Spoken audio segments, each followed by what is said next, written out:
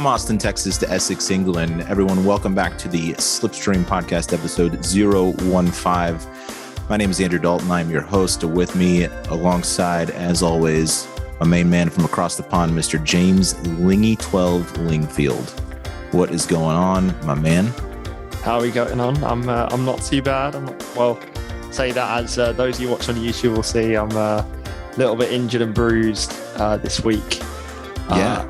I can tell people either like A, I fought off a gang of people to save an old lady, or like B, I went to Holland and told a load of Max fans that he deserved a penalty and they beat me up. Yeah. But the real answer is much less exciting. You know, in Monza, when you drive Monza on F1 2021 and you get into the Della Roja chicane and you hit that bump and your car like catapults into the gravel. I had that, except I wasn't sober and it was a pothole and I was in a wheelchair and it was 2 a.m. and I just ate the curb, and now I've got a black eye and my nose is pointing northeast and I've got my graduation in 2 weeks. So that's not ideal. Not a great end to the week, must be said. I think we really need to work on you in a wheelchair drunk, not forgetting that you're not actually at Monza. You know what I'm saying? Like, let's go. Someone needs to be there to remind you that, hey, we are in fact not at Monza, and you are not Nikita Mazepin. So, so let's go ahead and do a little bit more trail breaking into those corners. So we your nose, is your nose a little? Did you? Yeah, it's got into a fight. It's completely broken, so you can tell. Like as I went down, I went like sideways, and my nose, because I was like a little bit drunk anyway, and I was obviously bleeding a bit, but I was like, I'm fine or whatever. And my friends didn't want to worry me, but they're like, James, your nose don't look great, mate. And then even like I got to the hospital about 4:30 in the morning, and they took an X-ray, and she was like, I can't see any fractures. We're gonna have to wait till the swelling goes down. And I'm like, well, it's pointing, it's pointing to my heart. Yeah. It's obviously broken. It's pointing the way to my left shoulder. So I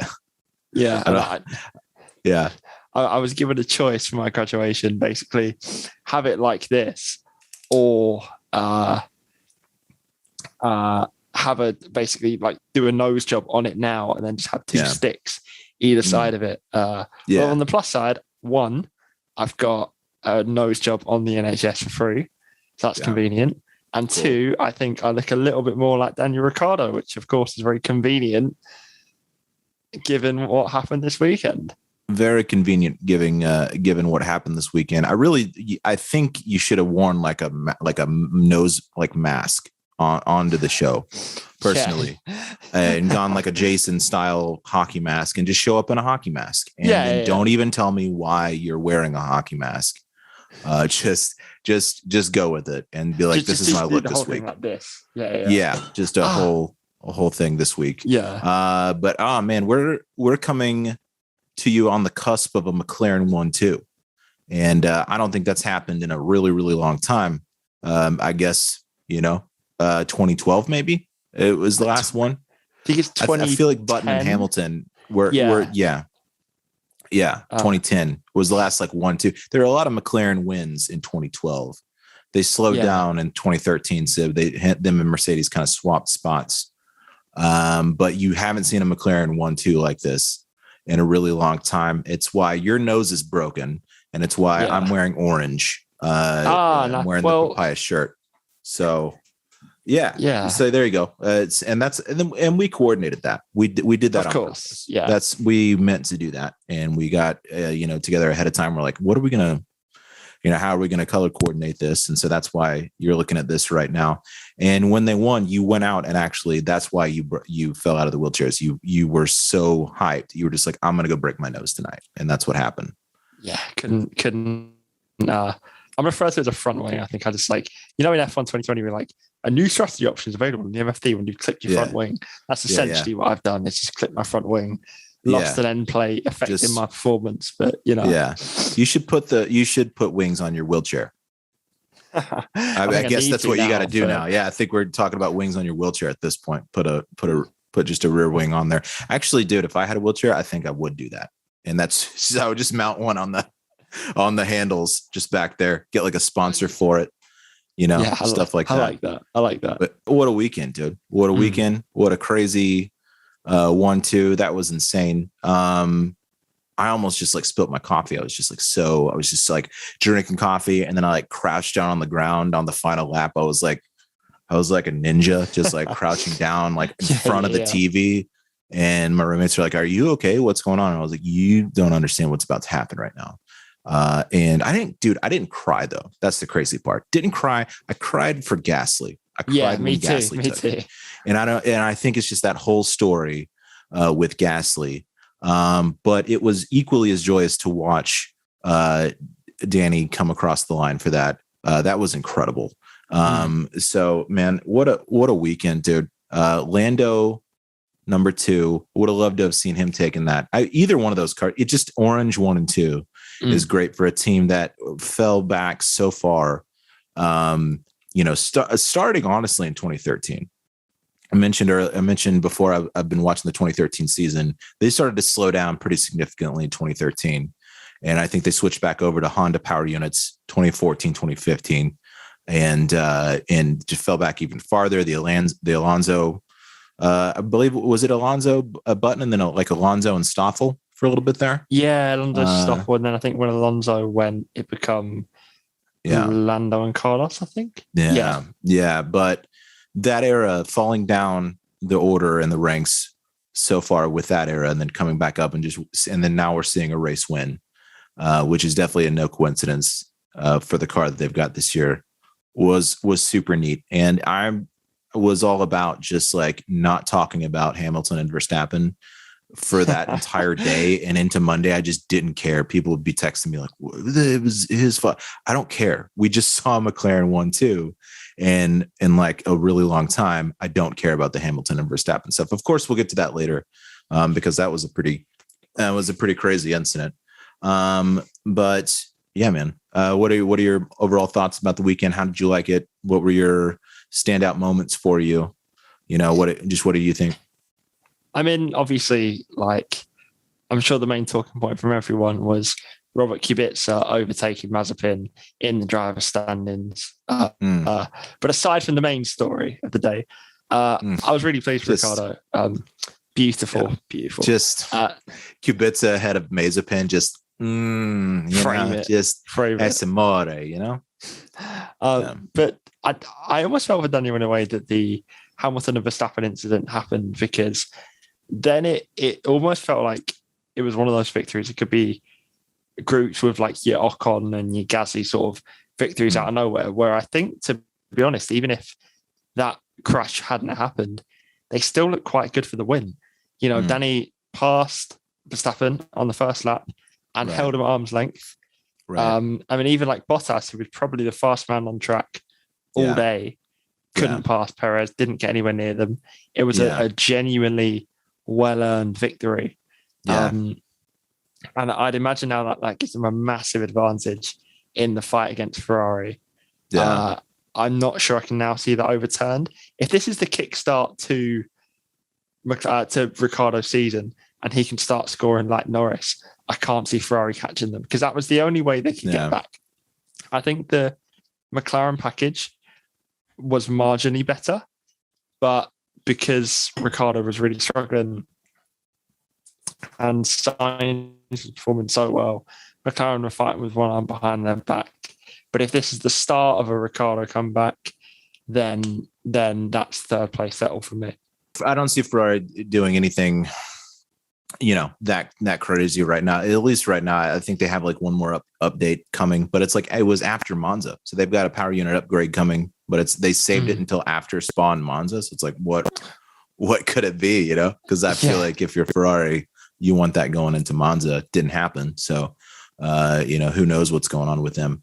But yeah, man, it was that's actually a really good point. The fact that like they were good for that win, regardless of what happened with Hamilton and Verstappen, regardless of what happened with that whole thing, which is, it's just, what was that like on Talladega Nights, that help him on fire thing running around? Like I just expected Max to hop out of the car looking like he was on fire, just something. But I don't know, man. I'm not too keen on taking huge sides for that.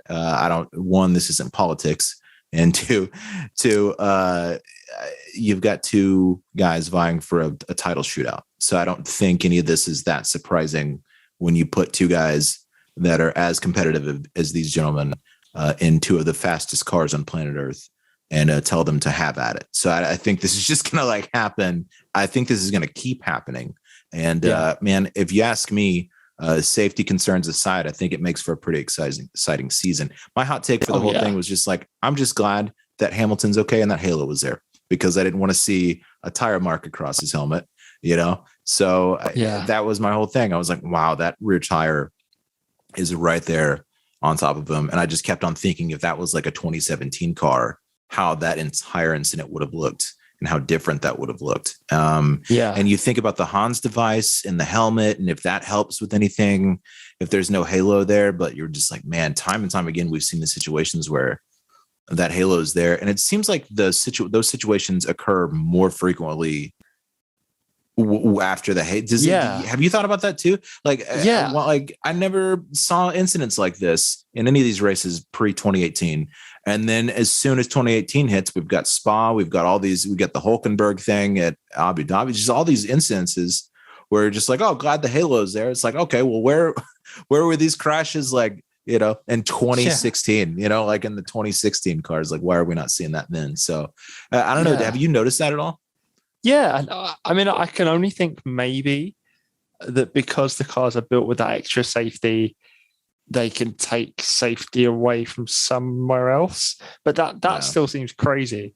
And if you think back to just F1 itself, I mean, if you exclude obviously what happened to Zhou Bianchi, F1 hasn't had a major injury since Robert Kubica. I know obviously Grosjean had that big crash in Bahrain, but he walked away from that. And yet, if you were to take away the halo, I don't know what would happen to Grosjean, to Leclerc. Obviously, Hamilton this weekend. So many just horrid incidents. That we are so lucky the halo is around for. You know, the opposers of it was Lewis Hamilton. I don't know if you've seen that Instagram post that's been doing the rounds that he did that was saying, oh, it looks ugly, you know, F1 needs that risk. I think he'll be the first to admit that he was very wrong. And I think that's so funny. A lot of the F1 community was very wrong about the halo. Yeah, I know. Yeah. Anyway, so we've got this Hamilton and Verstappen thing. Hamilton ends up under Verstappen's car, saved by the halo. And, you know, he gets a little tire sandwich on top of him, crushes the airbox, which I'm looking at that. And I'm just like, oh, okay, there's half a mil there. And it's really insane to think about how expensive these cars are.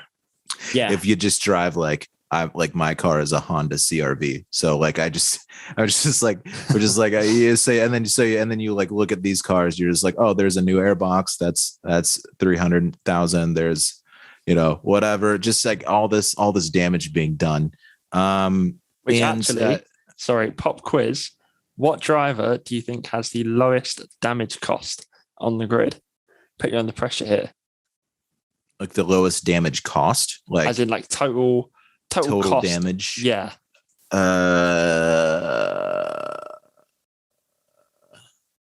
Alonso. It is Fernando Alonso. Yeah, I'm just trying to think. Yeah, there we go.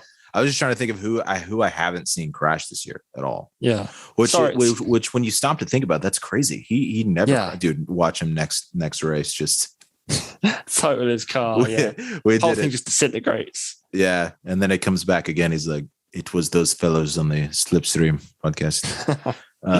Back with my French Spanish accent. Yeah, man, he never crashes, huh? He never does. No, it's experience for you. He's a safe young man. He's a safe and studious young man, that Fernando. Very true. Very true. But yeah, man, what did you think? Let's take it step by step here. Hamilton gets out of the car, storms back, Verstappen gets out of his car, walks past Hamilton's car. Hamilton says something to the effect of like, it was odd that he didn't stop to check to see if he was okay. What do you think about that? Because I read that and I was like, okay, but also like in the moment he thought that was your fault, so like he was mad, and you shouldn't like. Obviously, it would be ideal if he stopped to be like, "Hey, man, are you okay?" But also, again, we're talking about a world championship shootout in which these two guys are at each other's throats, all the time, and the competitiveness level of this. And that's why I kind of was like, Hamilton, for real, dude, you're gonna pull that card with him? Yeah, like as if you don't understand like how competitive this is right now. He's like trying to act like the good guy. It's like, bro.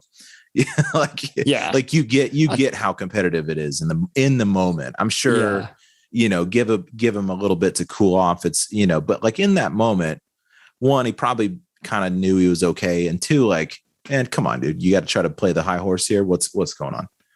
I think a lot of that was trying to get back for the negative PR he got at Silverstone.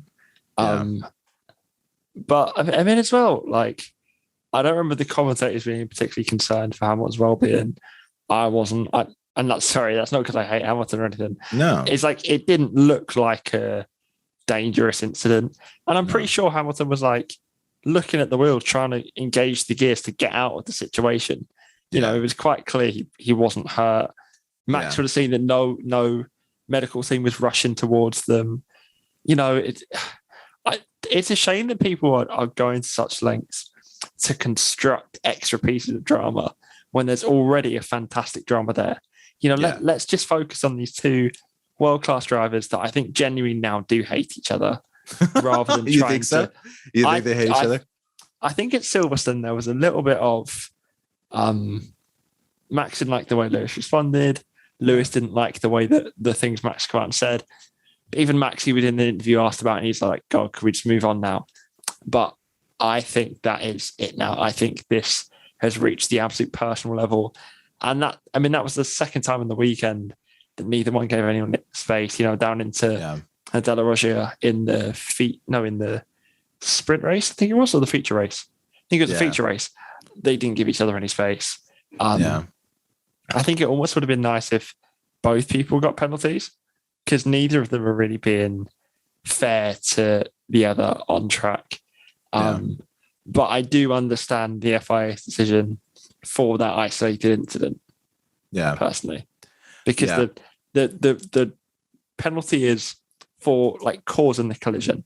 And yes, Lewis definitely squeezed Max, but when Max squeezed Lewis on lap one, Lewis was squeezed off the track, so he took the escape road, so there was no collision.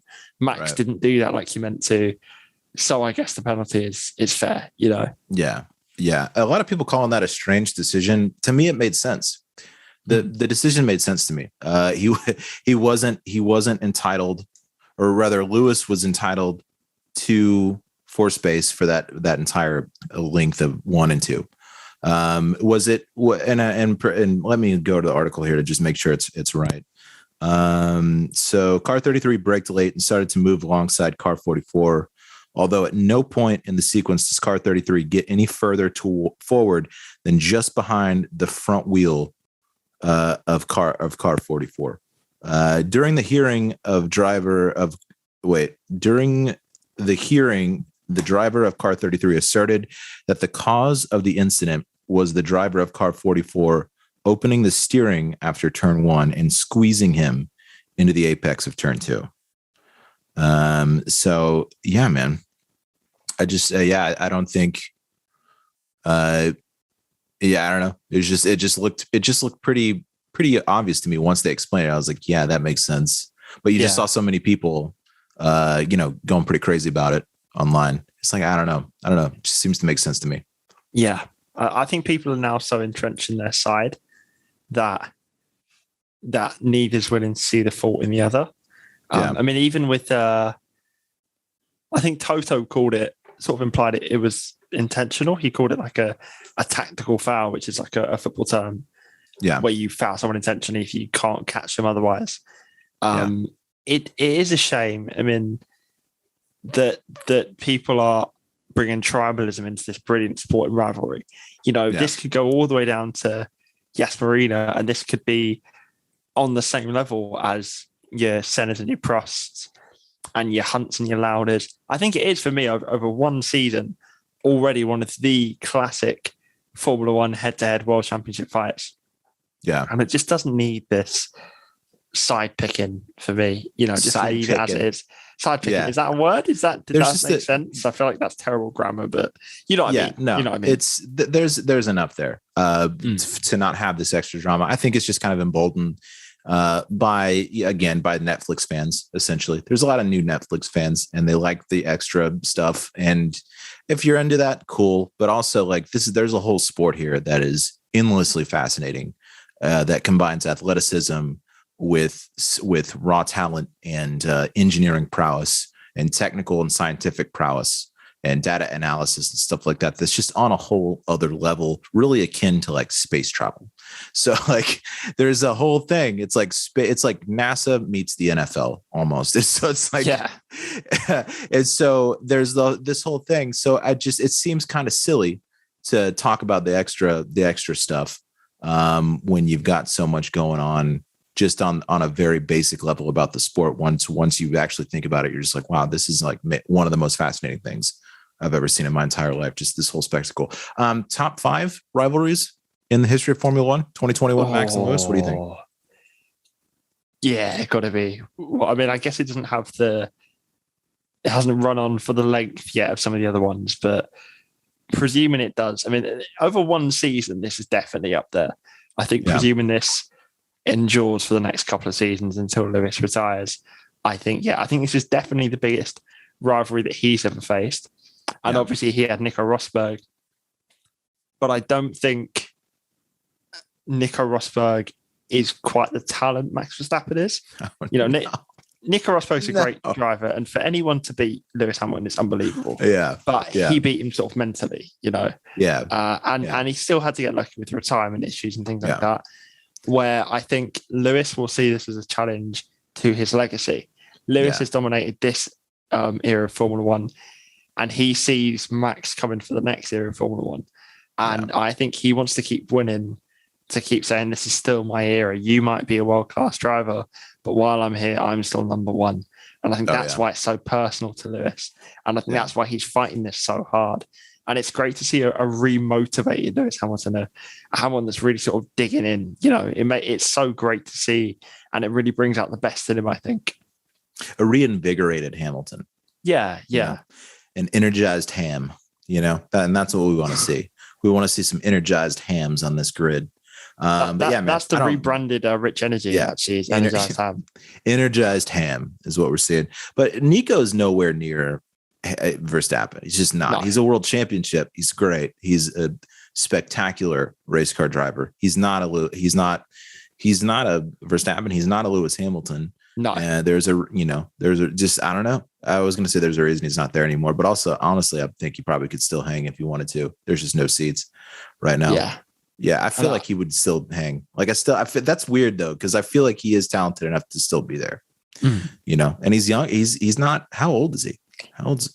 I bet he's younger than Alonso and Raikkonen. Yeah. I mean, he's got the age to be there. You think he's a little sour about it? You think Nico's a little sour about it? He seems like a vindictive guy. I mean, the one thing is he hates Lewis. Whatever he does punditry on Sky, he will never give him any shred of credit. He will find any sort of hole in his game that he can. But I think it was more for Nico. He'd spent so long behind Lewis. He finally beat him, and he'd done what he set out to achieve. He was Formula 1 world champion. What else is there to do? He wasn't looking to establish a legacy or anything like that. He obviously didn't need the money. If you're an F1 driver, money is not really an issue anymore. So it seemed like he was externally rich before Formula One. You know what I'm saying? He always seemed like he came from he looked like he was like if Monaco made a kid, it would just be neat. You know what I'm saying? If the entire Principality of Monaco just made a child, it would just be little shiny, waxy Nico Rosberg baby. It's just like that guy is so glossy. It's like the glossiest thing I've ever seen in my life. Like Nico Rosberg looks like you would pour water on him and then it would just like fall off. Like it would just bead and fall off. Like he's waterproof. Like his skin is just waterproof. You know what I'm saying? Like, it's just like, he just doesn't get like dirt. You throw dirt at him and it just like the dirt actually like bounces off the other direction. just does that. So he tries to get dirty, and he's just like, I've been trying to get dirty for 48 years. It's not working. It's like, yeah, man, because you're Nico Rosberg. I don't think dirt even like knows how to deal with you. I don't know, man.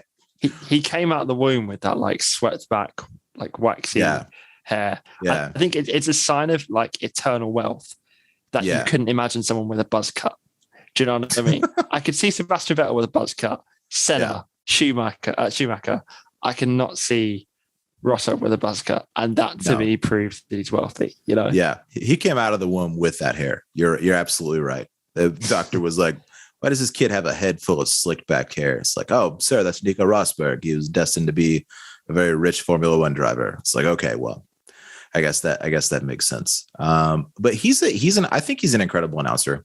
I think he's a really good announcer. He's like Ben Affleck in that way, where his directing's better than his acting. Like is like in the booth is like really good. And someone was saying, and I don't know if that was you or not, that said when he was in Hungary, he was like, he's one of the only drivers that has driven on these Pirelli tires, has driven in the hybrid era. I guess, did Button drive in the hybrid era, or was 2013 his last year? No. He was at McLaren for I think 2016 was his last year. Okay, so he's got a little experience with the hybrid era, but as far as anybody else in the main booth, he's the only one that kind of has that insight. So he throws out insight. Sometimes you're just like, "Ooh, I'm glad he's there. That's cool. Yeah, that was cool to hear." I mean, they've got people like Anthony Davidson and that, but he's not a world champion at this level. No, Nico Rosberg at least is the only person in the booth who's won races in the turbo hybrid era and has raced with most of the drivers on the grid. And I think that makes a big difference, because you really want those drivers there for insider knowledge. And I'm taking nothing away from, your Johnny Herberts and your Damon Hills and anything. Yeah. Obviously they are Formula One experts, but that was really when you had like accelerate, brake, and used to change gear by like getting a sundial out. It's not the same car anymore. No, I wish it was though. Like you watch, like I was watching the 2013 season. You see the steering wheels with there's no MFD on the steering wheel. There's no screen, just buttons and a speed thing on the dash, and that's it. And you're just like, ooh, there's something very pure about that. You're just like, like that. That's cool. That's why it's satisfying to drive the F2 cars in the game. Actually, it's not that satisfying when you drive it with a controller. It's like trying to steer a yacht, but there's something satisfying about just a car with no gadgets, just no rigmarole, just an engine and some buttons. And you're just like, yes, I could feel the road with this. So let's talk about. So listen, we got anything else? I don't know. Look, Hamilton and Verstappen, they're going to crash a lot. Let's make peace with it. We're going to see this for the rest of the season. Buckle up. I for one, I like to just watch things. I like to just spectate. I don't like to take sides on a lot of deals unless I really have to, because that's a waste of time. And I have better things to do than pick sides and argue as if it matters. So I like watching this. And I know that's kind of detrimental to the appeal of a show, having a podcast, because I think a lot of times audiences like answers for some reason. Like they just like somebody to tell them what the answer is. But the stark truth, reality, boys and girls, is there is no answers. There's just no answers. You just got to wing it, figure it out as you go.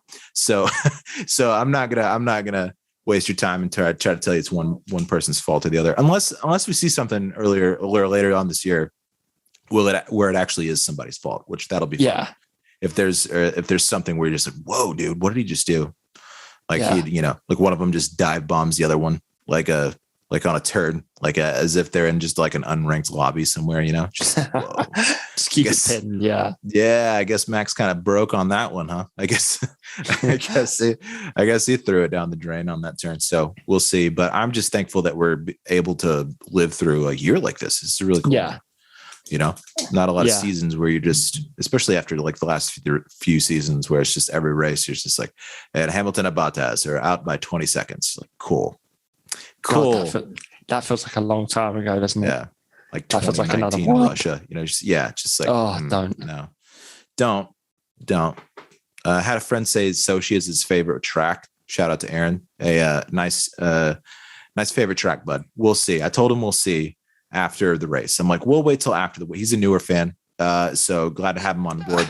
But also, he was like, Sochi's my favorite track. I'm like, let's kind of wait. Let's wait, bud. Let's wait. Let's wait till after the race for you to say that, and then we'll see. Has he been kidnapped by Putin or something? Is he just like I don't know. A propaganda like a plant? I don't know. Is my buddy a Russian plant? We'll see. He'll have to answer that. I'm actually not going to tell him I gave him a shout out. I'm going to see if he watched the episode, and then I'll have him angrily text me like, "Why are you talking about me on this show?" So, but yeah, man, we'll see. But we should just change the podcast to "Yeah, we'll see," but I like we'll see, but with Andrew and James. Yeah. I'm gonna take all the clips of me going, yeah, man, we'll see, but, and then as I look at the notes, and just like put that together at the end of the season, and then just that'll be like the highlight, the blooper episode. It'll just be like clips of that. So clips of all of our disfluencies across every single episode. But you have more though, or you have less rather. You don't know. speak really well. Like I say the uhs a lot. I actually looked up an article the other day. I was like, how do you stop saying and it was just like, just stop it. There's no like solution. It's just like, yeah, you just got to stop saying it. We're like, okay, all right. But I'm Gen Z and I say like, and that's much worse.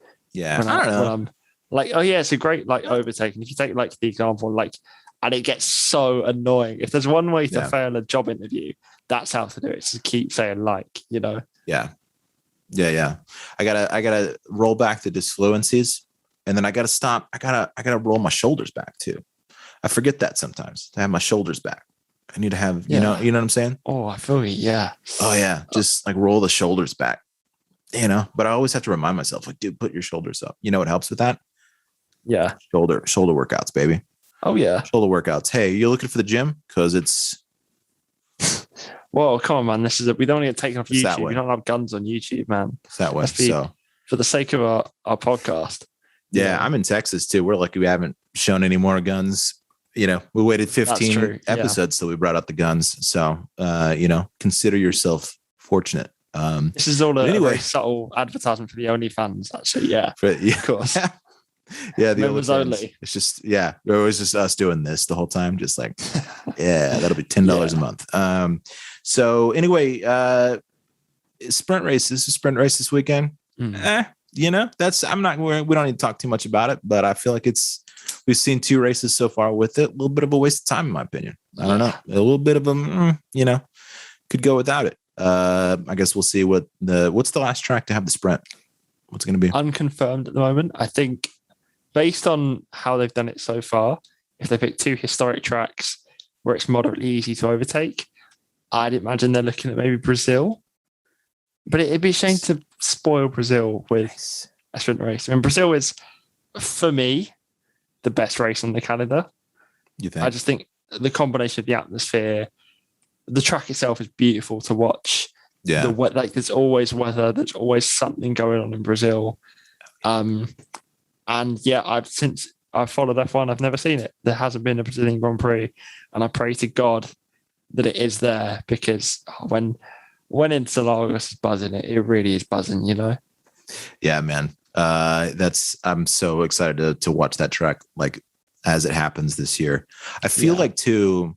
I was thinking the other day, and I was we were doing a practice race with league guys, and we were in a voice chat, and I was like, where's I was like, where would you guys go for a foreign race? Because we're all mostly in the United States or Canada.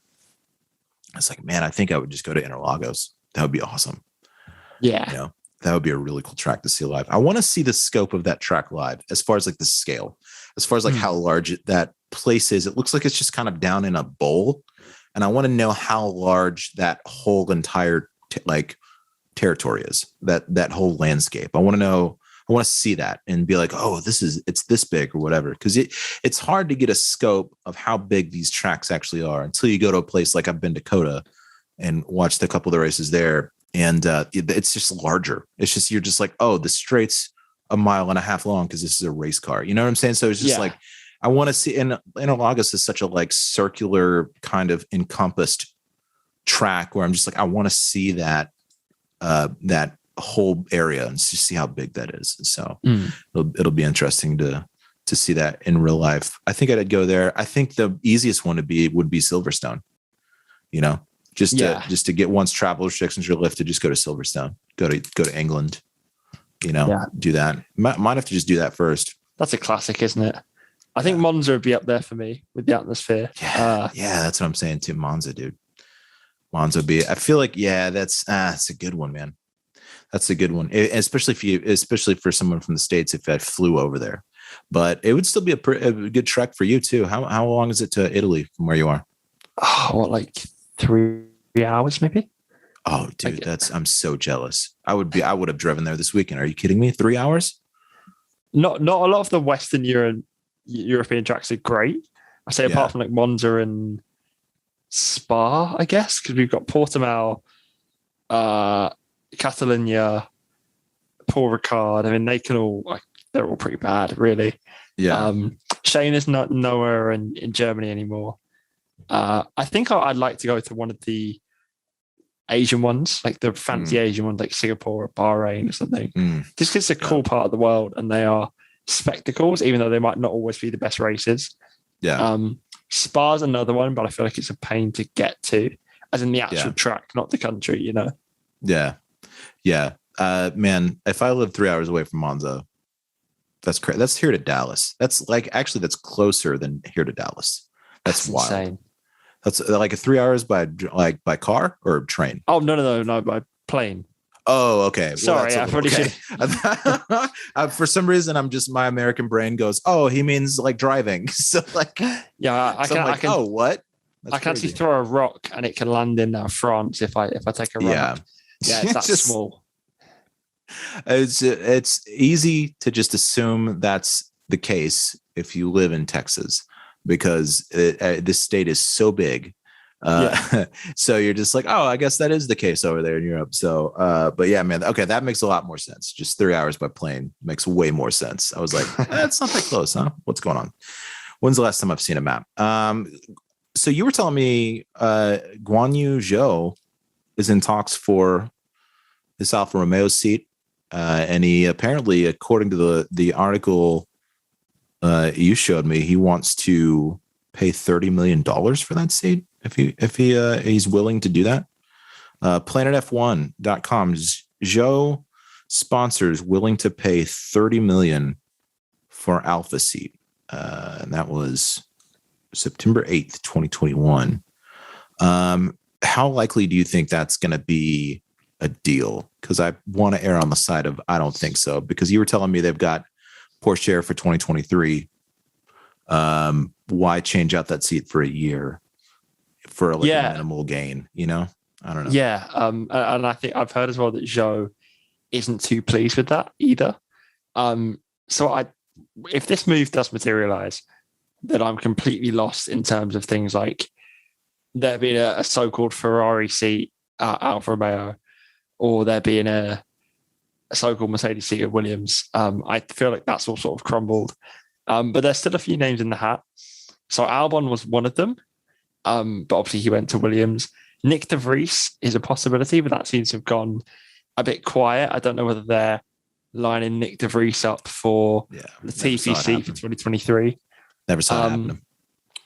I feel like as well, if they're lining up Teo Porcher for 2023, why get rid of Giovinazzi, then have to get a new driver and get him accustomed to the team, and then 9 months later sack him for someone else? I think something to perhaps keep an eye on, and this is a outside bet, is the relationship between the Haas drivers. I know we spoke about this last week, is really deteriorating, and that was only shown when Mick and Mazepin come together today.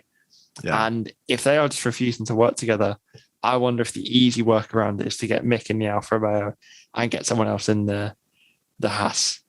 I think it will be confirmed soon. Wait, are we in Haas Chat right now? We are. Haas Chat, baby. Let's go. Yeah. Hell yeah. This is Haas Chat. We had contact during this race. We had some ugly contact. We had a little spin from the Spin Meister himself, one Mr. Nikita Mazepin. spinning on after the safety car restart, huh? You said you saw that? I don't think I caught that.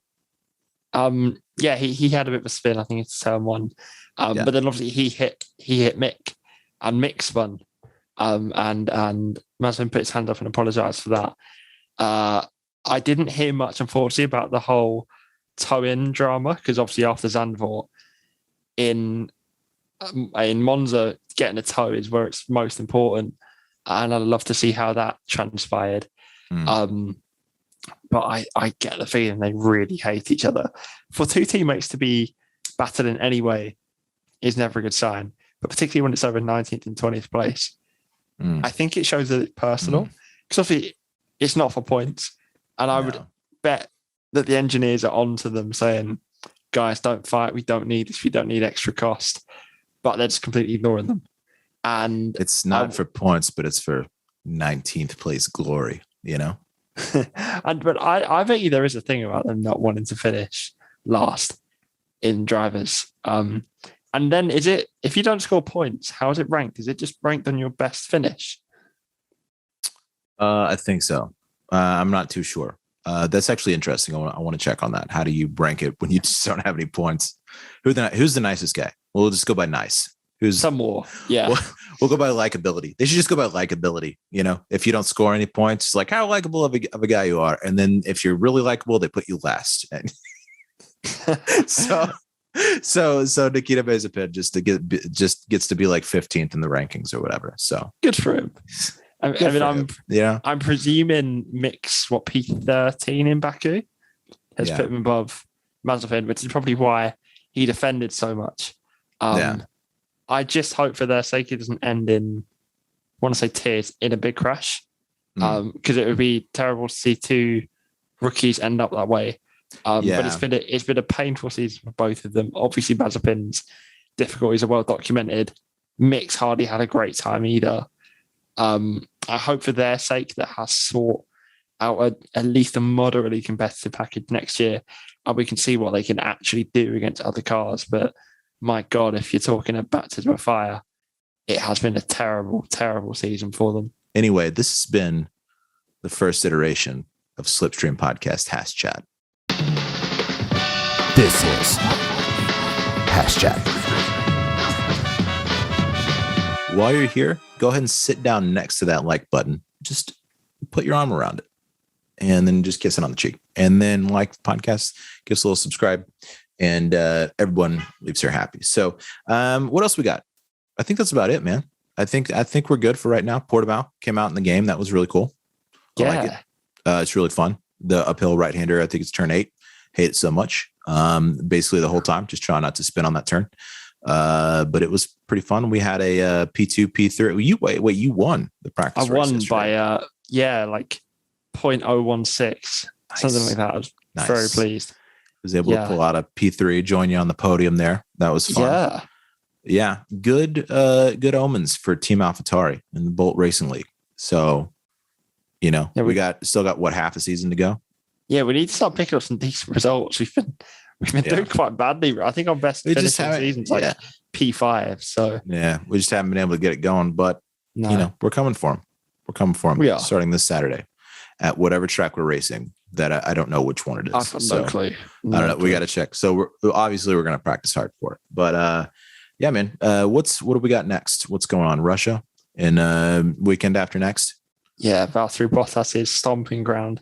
If he doesn't win this weekend or next weekend, then that's him done for wins in Formula One. Really, I think he knows that, because this is his customary win.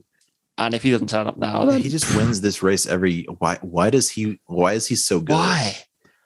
But even for Williams, he was unbelievable. He was like picking up. He was robbed of a podium by Raikkonen when Raikkonen just took him out on the last lap. He's always unbelievable at Sochi. Why? I don't know. I don't know. It's that cold finish glare that he has. I don't know what's going on. But yeah, man, we'll see. I guess should we come back next week? Should we do it? We didn't do the pizza thing. We didn't. Oh, damn. We didn't do the pizza thing. We just made a plan on that. We're like, we're gonna do it. And it's a week later. We just totally didn't get the pizza, and I'm starving too. So I probably should have done that. But I'm actually, I got to head out. I'm actually about to go to my first soccer game. Actually, no, like a professional. Yeah, like we have a professional team now. So what is it? What, like the Dallas? Yeah, we're playing Los Angeles. So it's the Austin lunch. It's the Austin brunch hats versus the Los Angeles Harvey Weinsteins. So that's I the think two. you were serious there for a second. I was like, wow, America is commercialized. That is crazy. What team actually is it? I wish we were called the brunch hats. We should. The Austin girls and Indiana Jones hats at brunch. Austin FC. So Austin Football Club, Austin FC. Oh, they could have been more creative there. Green and black. Yeah, maybe. It's like Washington football team. The DC, Washington, DC, they're our American football team. They took away the Redskins name. So now they're just Washington football team. So it's just like, that's literally what it is. It's like, okay, well, we can think of anything. Let's just pick an animal, pick a random animal. Just be the Ducks, the Washington Ducks. We'll go for that. But yeah, man, headed there right now. Ruma's got season tickets. So I just like every once in a while, he'll just be like, hey, you want to go to this game? I'll be like, yes. So meeting a friend there in a little bit. It's going to be fun. Yeah, man. Got some good seats, I think. So looking forward to it. I'll take some pictures for you. Thank you. Don't get sucked into it though, because it is the most miserable experience ever. You're like 5-0 down, you're freezing, and then just watching your useless players just kicking into touch all the time. So yeah, we'll see. I'm not too worried. I won't know what's going on at all. And neither will my friend. She'll be like, "What's going on?" I'll be like, there's a ball, and there's. I know that guy's supposed to stop the ball from going in. So I don't know, man. We'll see. It'll be fun. I like stuff where I just don't know what's happening. Because for me, it's more fun because I'm not invested in it. I'm just like, oh, this is cool. Look at that. That's awesome. So yeah. But I gotta run to that. And try not to between this and next week, try not to break your nose again, huh? Well, I mean, that might be convenient actually. If I could break it the other way, why not just like reset it? I mean, surely law of averages, that might be a good idea. If you could actually, instead of a right-hander, take a left-hander this time, and just set it the other way. They'll set it out straight. So we'll be good. But yeah, man, I'm gonna let you go again because once again, it's 1 a.m. over there in the old country. And thanks for doing it this week. And appreciate your time as always. We'll catch up next week, huh? Pleasure, man. Take care. All right, guys. Well. This has been the Slipstream Podcast. Like, subscribe, all the different things on all the social media places. And until next week, keep pushing.